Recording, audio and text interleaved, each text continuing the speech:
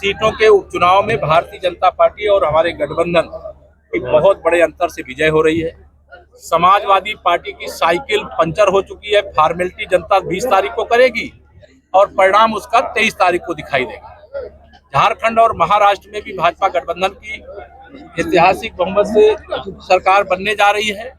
मैं आप के माध्यम से सभी लोगों से अपील करूंगा, वो कमल के फूल को खिलावें, हम कमल के फूल की तरह क्षेत्र को खिलाएंगे। अखिलेश यादव ने कहा है कि अंग्रेजों के वंशवादी विचारवंशी भाजपा बांटने का कोशिश आखिरी दम तक कर रही है। देखिए, श्री अखिलेश यादव जी बहुत बौखला गए। वो समाजवादी पार्टी का सूर्यास्त हो रहा है, उनका जहाज डूब रहा है।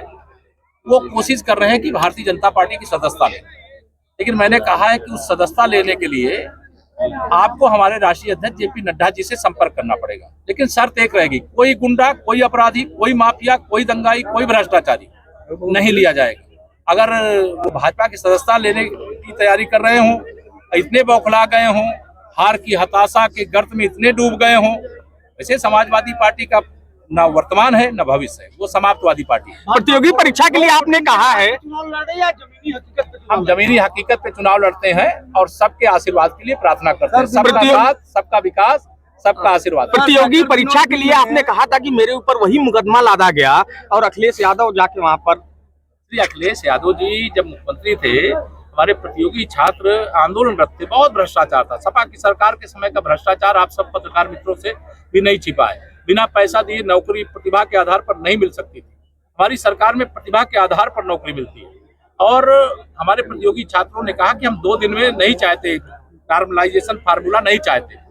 और मैं चूंकि उनके साथ सदा रहा हूं, तो मैंने उसको कहा था कि बच्चे जो चाहते हैं उस पर बहुत गंभीरता से विचार करेंगे और